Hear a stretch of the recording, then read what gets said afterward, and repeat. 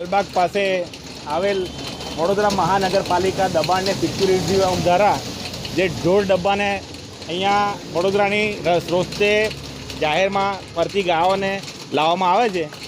આ ગાયોને આજે રજાના દિવસે અહીંયાથી હું પસાર થતાં જોવા મળ્યું કે બે ગાડી કોર્પોરેશનની જેની અંદર 5-5 ગાયો મૂકવામાં આવેલી હતી, એ ગાયોને ગાડીમાં મૂકેલી જોઈ મેં આ અંગે અહીંયા જવાબદાર જે કોર્પોરેશનના અધિકારી હોય કે જવાબદાર જે હોય એ લોકોની અંદર જઈને તપાસ કરી ત્યારે માલુમ પડ્યું કે આ લોકો અહીંયાથી ગાયોને વડોદરાની બહાર, જિલ્લાની બહાર કોર્પોરેશનની ગાડી મારફતે જ લઈ જઈ રહ્યા છે। અને એ પણ છેક સુરત જિલ્લાના તાપી જિલ્લાના વ્યારા ગામે ત્યાંનો એક સંસ્થાનો એક લેટર મને બતાવવામાં આવ્યો કે આ સરકારી હાઈકોર્ટનો હુકમ છે। ટેલિફોનિક કોર્પોરેશનના એક અધિકારી સાથે વાતચીત કરતા અધિકારીએ એમ જણાવ્યું છે કે આ હાઈકોર્ટનો હુકમ છે અને હાઈકોર્ટના હુકમ અંગે અમે કામગીરી કરાવી રહ્યા છે। તો મારું આપના માધ્યમથી આ પ્રજાજનોને પણ કહેવું છે કે આ ગાયો કઈ જગ્યાએ લઈ જવામાં આવી રહી છે, કોના દ્વારા આ સોદા થઈ રહ્યા છે। આજે એક સંસ્થાનો કાગળ મને બતાવવામાં આવ્યો છે, પણ એ સંસ્થામાં પણ ગેરરીતિઓ અને ભ્રષ્ટાચાર થતી હોય એવી મને પૂરેપૂરી દહેશત છે।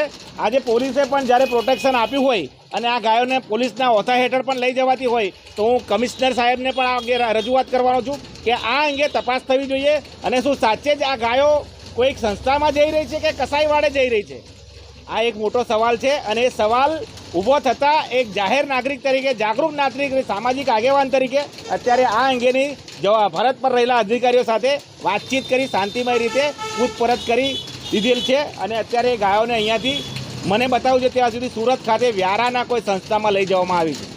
કદાચ કોઈ નિયમ અનુસાર અને અહીંયાથી ફેરબદલી કરવાનો એ લોકોનો હક છે અને કદાચ એ રીતે વાત કરતા હોય તો આપણી કોઈ દરમિયાનગીરી નથી, પરંતુ સત્તા પર બેઠેલા કેટલાક ભ્રષ્ટાચારીઓ આજે સત્તાનો દુરુપયોગ કરીને ગેરકાયદેસરના પણ ઘણા બધા કાર્યો કરી રહ્યા છે।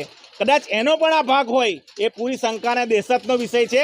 આ બાબતે આજે રજાના દિવસે આ ગાયોને લઈ જવાનું કારણ શું, કોના હુકમથી અને કોની સહીથી આ વસ્તુ થઈ રહી છે એની પૂરેપૂરી માહિતી કોર્પોરેશન પાસે માગવામાં આવશે।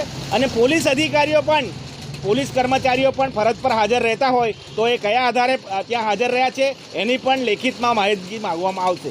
મહેશ સોલંકી, ચેરમેન, અનુસૂચિત જાતિ, વડોદરા શહેર કોંગ્રેસ।